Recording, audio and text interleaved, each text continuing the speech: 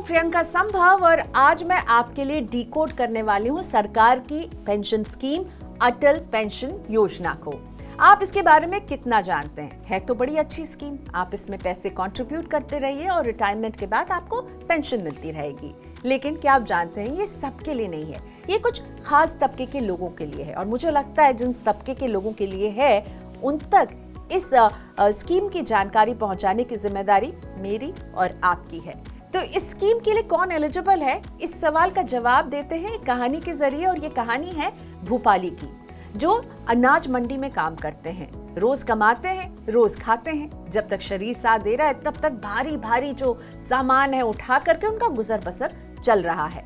लेकिन बुढ़ापे में जब वो काम करने लायक नहीं रहेंगे तो क्या होगा? और ये चिंता सिर्फ भोपाली की ही नहीं है, ये चिंता है उन लक्ष्मी दीदी की जो आपके घर में खाना बनाती है, वो ऑटो वाले भैया की जो रोज शायद आपको मेट्रो से ऑफिस तक लेकर के जाते हैं। यानी जो लोग असंगठित क्षेत्र में काम करते हैं, अनऑर्गेनाइज सेक्टर में काम करते हैं। यहाँ करोड़ों लोग हैं जो दिहाड़ी के जरिए अपनी मजदूरी कमा रहे हैं और अपना गुजर बसर कर रहे हैं। लेकिन उनके लिए ही ये अटल पेंशन योजना एक अच्छा विकल्प है।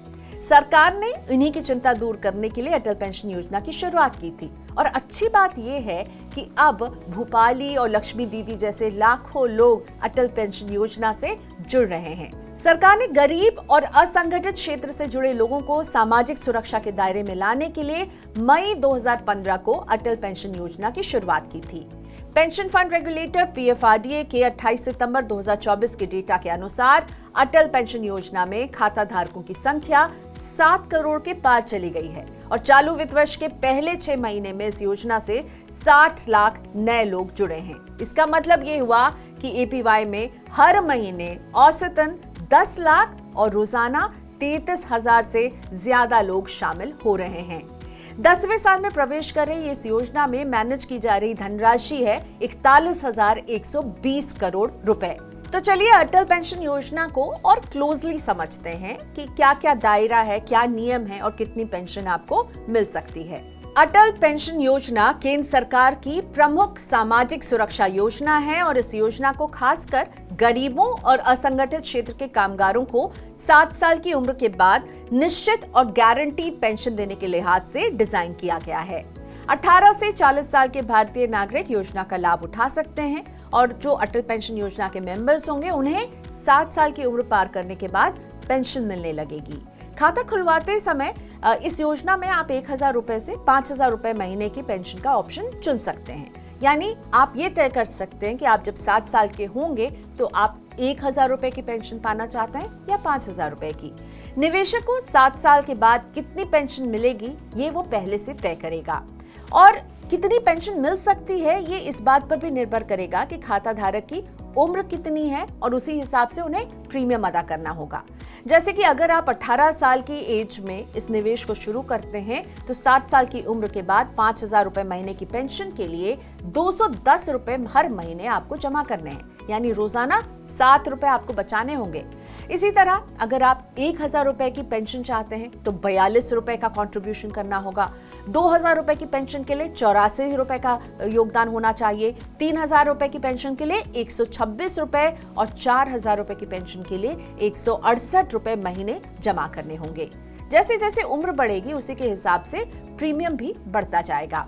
अगर आप 40 साल की उम्र में कंट्रीब्यूशन शुरू करते हैं तो 5,000 रुपए की पेंशन पाने के लिए 1,454 रुपए जमा करने होंगे हर महीने। इसीलिए अगर आप इस स्कीम में कम आयु में ही जुड़ जाएंगे ना तो रोजाना 1 कप चाय की कीमत में 7 साल के बाद जीवन भर 5,000 रुपए की पेंशन का इंतजाम कर पाएंगे। यही नहीं, मेंबर की मृत्यु के बाद उसके जीवन साथी को भी जीवन भर पेंशन मिलती है। खाताधारक की मृत्यु के बाद उसके नॉमिनी को पेंशन खाते में 60 साल की आयु तक जमा की गई रकम लौटा दी जाती है। अब आपको बताते हैं कि इस योजना में कौन कौन लोग शामिल हो सकते हैं। यानी एलिजिबिलिटी क्राइटेरिया को एक बार फिर से समझ लीजिए। भारतीय नागरिक आप हों तभी आप खोल पाएंगे ये खाता। आपकी उम्र 18 से 40 साल के बीच में ही होनी चाहिए। यानी अगर आप 40 साल से ऊपर की उम्र की कैटेगरी में हैं तो खाता नहीं खोल पाएंगे। साथ ही आपका डाकघर या बैंक में बचत खाता होना भी जरूरी है। जो लोग इनकम टैक्स के दायरे में आते हैं वो इस योजना में शामिल नहीं हो सकते हैं। इस नियम पर बाद में क्लैरिटी मिली है, लेकिन इसे सख्ती से लागू किया जा रहा है। इसीलिए अगर आप 1 अक्टूबर 2022 के बाद आपने अटल पेंशन योजना में आप जुड़े और बाद में पता चला कि आप टैक्स पेयर रहे हैं, तो आपका अटल पेंशन खाता बंद कर दिया जाएगा और खाते में जमा राशि लौटा दी जाएगी। अगर आप अटल पेंशन योजना में शामिल होना चाहते हैं तो सबसे पहले किसी बैंक या पोस्ट ऑफिस में जाकर बचत खाता आपको खुलवाना होगा। इसके बाद आप अटल पेंशन योजना के लिए आवेदन कर सकते हैं। लगभग सभी बैंक ये सुविधा दे रहे हैं। इस योजना का लाभ लेने के लिए आपको आधार कार्ड और मोबाइल नंबर देना जरूरी है। कुछ बैंक्स अटल पेंशन योजना में ऑनलाइन खाता खोलने की भी सुविधा दे रहे हैं।